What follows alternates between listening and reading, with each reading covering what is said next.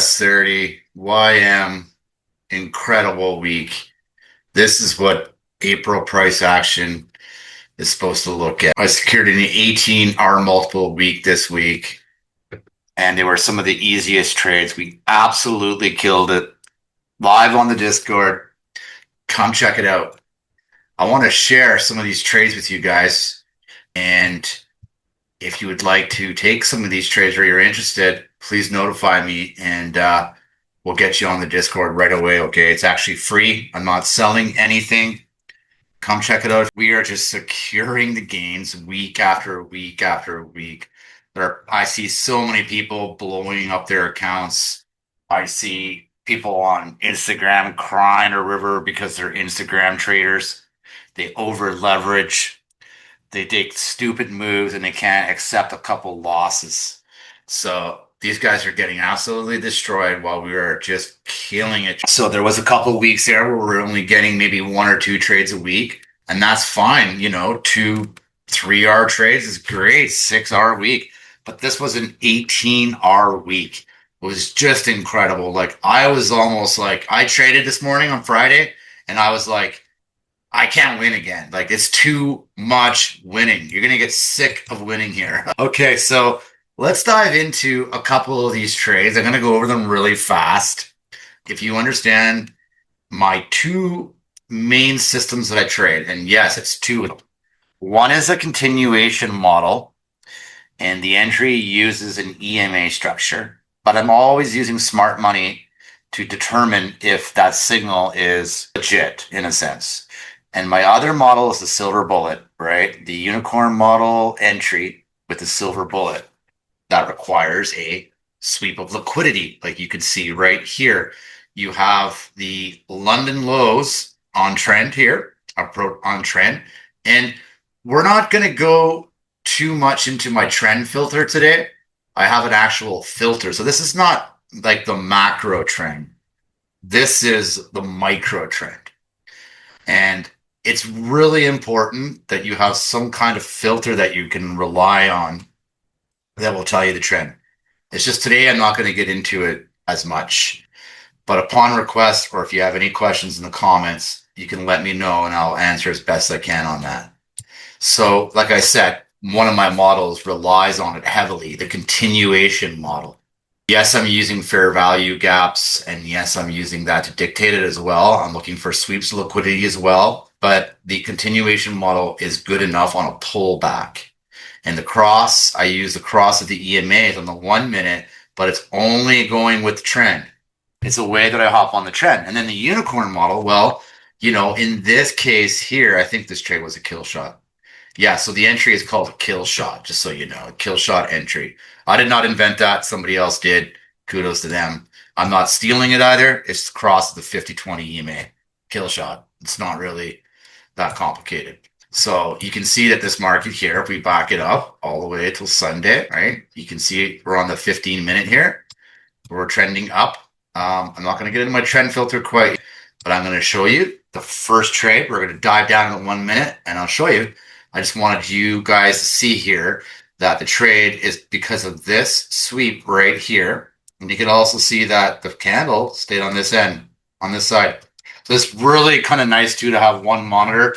I always have one monitor kind of floating on the 15 and the 1 hour always, so I could see stuff like this.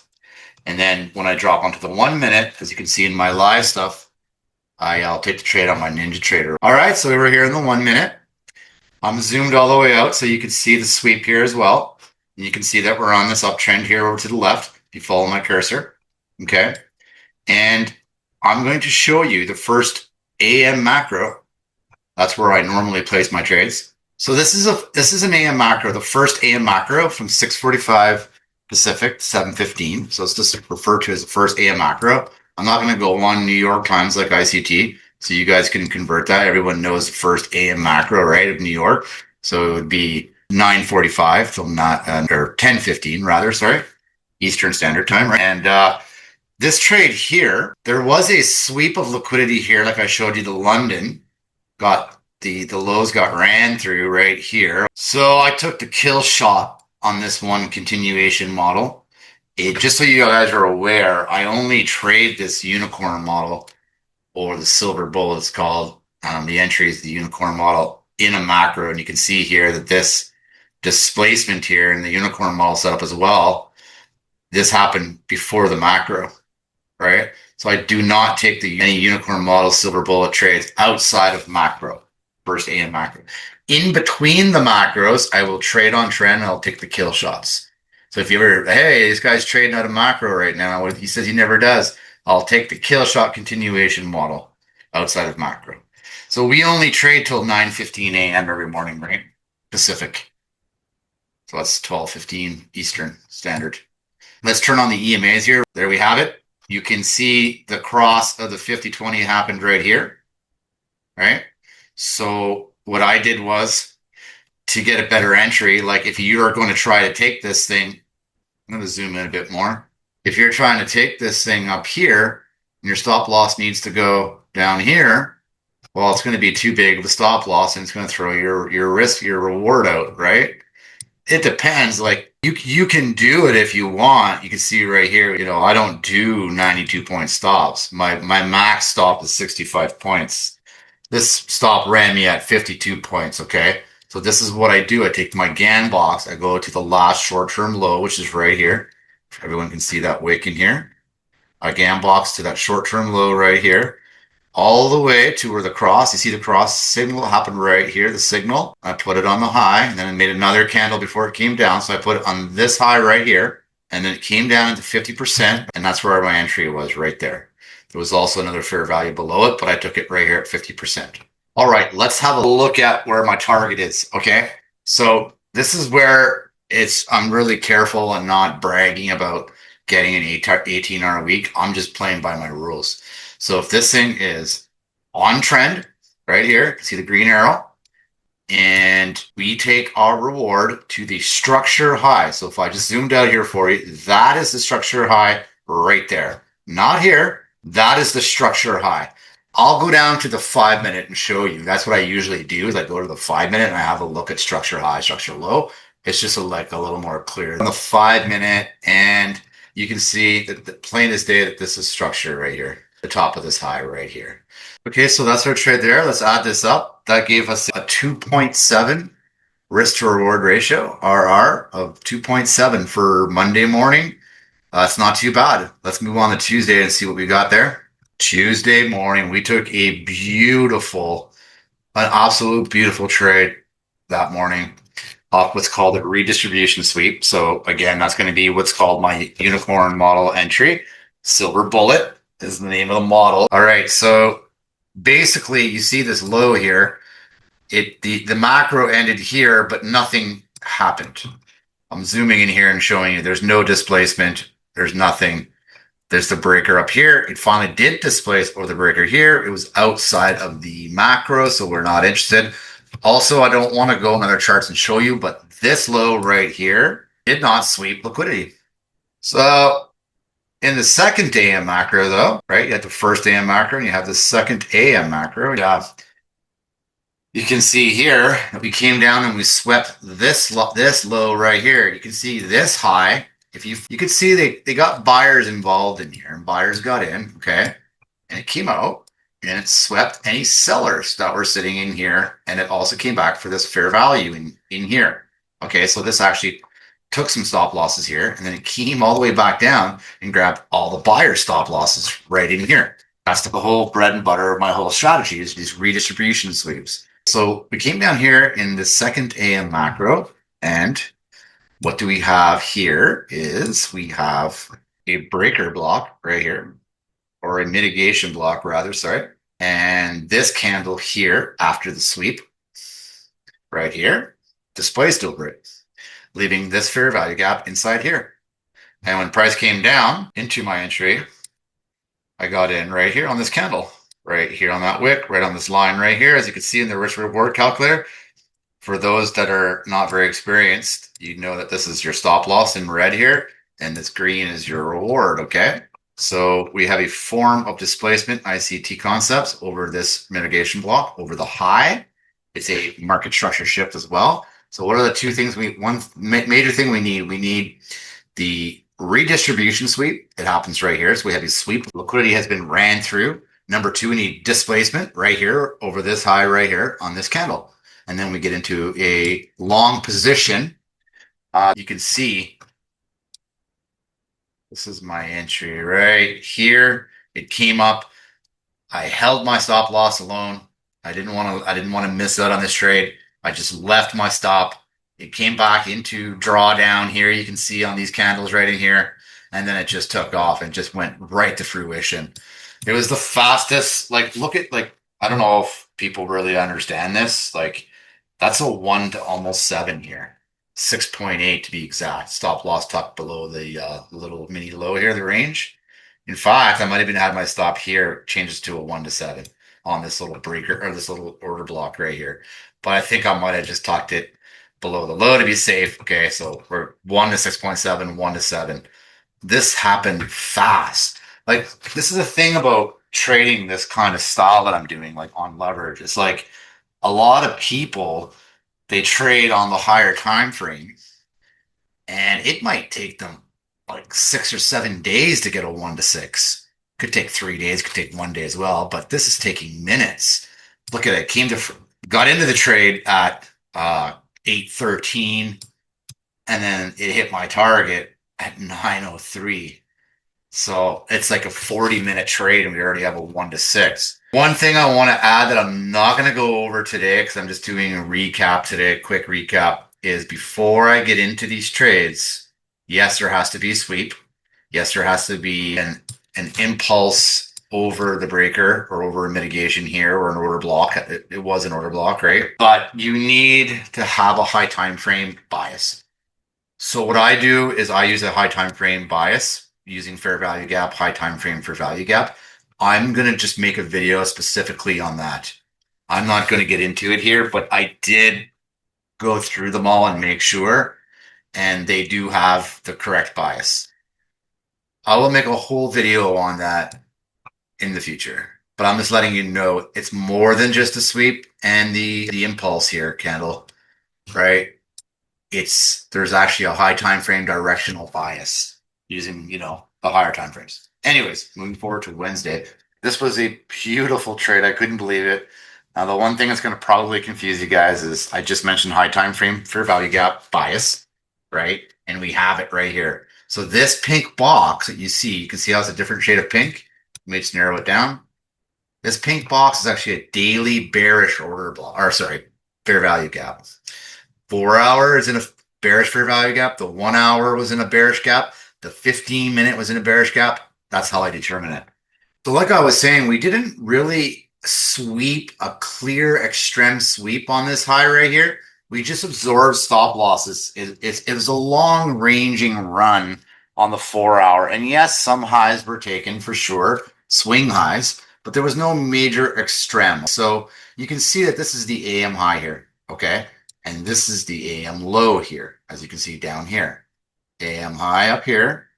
So these things are getting engineered as the day goes along. So they're more pertinent. That's an extreme and that's an extreme. But this just came all the way up. And yes, it did absorb stop losses on the 4 hour, but it came to like the halfway mark of the range basically. And it came into this daily bearish gap, which is a magnet, but it's also most likely going to deflect off it, right? The higher the time frame fair value gap, the more deflection value you have. The more odds it's going to bounce off it. There's going to be some kind of resistance, right? It's acting as resistance. First AM macro, so we're not just like, randomly testing displacements, right? We're following a sample guide here. You can see we have displacement over this breaker block right in here. This is an order block at one time. This candle right here was an order block at one time, right? It held this move up to the highs here, took the highs out, displaces through it, closes on this side of it. We have our displacement gap. Our entry was a candle right here. And it's counter trend, but I took this thing all the way down to the fair value gap below us. There's a 4 hour gap right here. It's also the London lows down in here. Took our target all the way down to this black line to the London lows. There's a 4 hour bearish bullish gap in here. I'll show you in the 5 minute. You can definitely see in the 5 minute that that's the bottom of structure. Now you have this low that's concerning you right here for sure. You do not want to reverse on this low right here. And there's a reason why it's coming to this low here. It's because this is a 4-hour bullish gap. It's coming back into a bullish gap here, right? That's the magnet. The higher time frame for value gaps are the magnet. To the people out there who are like laughing at ICT and order flow and all this shit, come on. Like, I'll show you this week after week. Hop on my Discord. Let's actually have a look at that low right here. Here's that low right here. I was concerned. However, this is what I did. You can see this is the candle here that cleans right through the low, pulls back into the fair value that's here, and then closes over the low again, pulls back, and then closes down here. But when it made this high and broke this low right in here, I already had my stop loss sitting right 3 highs below it. So this being 1, that being 2, that being 3. I sat right here on the third one with my stop loss. I brought it right down to right here. And I think that's roughly 90 points. And I'll say, all right, well, if it comes back, it comes back. I'll get 90 points for the day. You know, it's not the end of the world. Yeah, 95. And then it just crumbled, went right into my target immediately. So I'll do that sometimes. When we get close to places like this, I'll move my stop. I'll put it into profit down the 2 to 3 highs above where it's trading. Depending on the kind of like market that you're trading in, this is April. This is just like smashing your targets, right? Whereas in the winter months and part of the of summer, this is always kind of retracing back and making deeper retracements. It might take this low down here, come back to your entry, and then come down and take this low over here. So we have a trailing system that we put in place. Anywhere past a 1 to 2, I start considering moving my stop into different areas. But this is not really about that today, so that's a whole other video. I think I have past videos on how I trail. So we have that recorded, a nice 1 to 5.4 that day.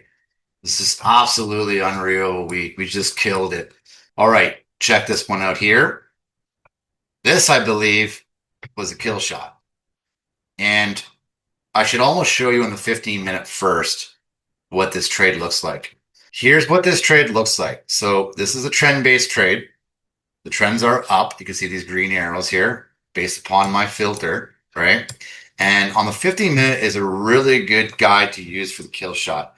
You can see we made a low, we made a high, we had a nice healthy pullback into fair value, whatnot. We have this high here off the open. Here's the first AM macro. And then we have a healthy pullback right into here. I'll show you up close. It's like a 50% of the range. This low right here to this high up here. Pulls back 50%. That's why I have that teal line.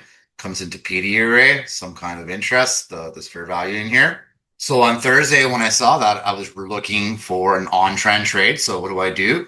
The trends are up. I turn on my EMAs. And here we have after the macro, this happened here. So a couple minutes outside of the second AM macro, which is fine with this continuation model. We made a clear identifiable low right here, order block, and pushed up with expansion. And then the signal came out right here. Do you see where my cursor is? So the top of this candle right here, it came out. So I knew that I was too far away from where I wanted to anchor my stop loss, which is down here. See? 35-point stop loss. It's actually a good size. But I couldn't take it from up here. So I was praying that it was just going to come back. Right? So I took this low right here. I use my gam box and I go on top of that wick right here. And it pulls back. And you can see it wicked. It didn't come to 50%, but I wasn't wanting to take it at 50%. I knew that this fair value gap right in here at the very beginning of it was good enough because it gave me a 35-point stop. We're on trend. And this trade here, I took it to the top of structure, and the structure was I did not take it all the way to there on Thursday. I took it to these 2 equal highs. Just let's see it. Do you see the structure right here? Do you see these 2 equal highs over here? I took it to right here, and I'm going to explain to you why I didn't go all the way up to that black line. I went to these 2 equal highs right over here. I'll circle them in for you. Right here. Just over structure right here. And the reason why is we are trading in a heavy premium, right? We're not sure we're taking a buy in a heavy premium. Yes, the trends are up, but when you're taking a buy in the premium, you need to get out quicker. The odds of this thing just going to these two equal highs and reversing was really good. And I can show you on a high time frame why it may want to reverse. So we're on Thursday here on that trade, okay? We're already trading way up here, you see? And I had my discount premium and I'm like, okay, so we're tapping into premium. We're not like, we're pretty deep into a premium on a macro premium scale. So that's why. So we tighten up our trade. All right. So that's why we only took it to up here for a 1 to 2.3, I believe, to those equal highs, 1 to 2.4, 1 to 2.3. All right. So moving on to Friday now. Friday, but the trends are up. Now we have this wick up here, but check this out. We're on the 1 hour here. That's that wick I just showed you. It did not take those highs out. We don't have a proper sweep of liquidity showing us that this market wants to come down.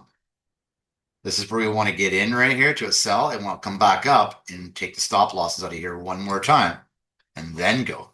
So you can wait for that. That would be the redistribution. So floating back down to the 1 minute, I'll show you what it did.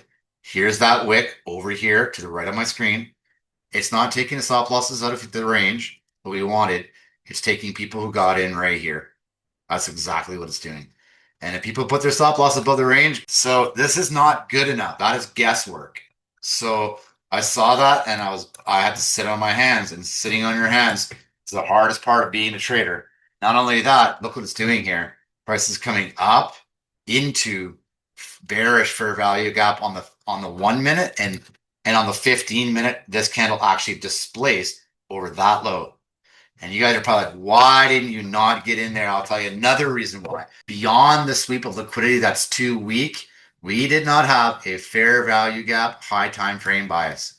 It was actually bullish and it was counter trend. So we could not take continuation model. The continuation model is for on trend basis only. So if I turn on my EMA, there we have it. She came out right in the fair value gap in here. Came out beautiful. You could have put your stop loss just above this high right here, and you would have rode this down. But guess what? That's trading.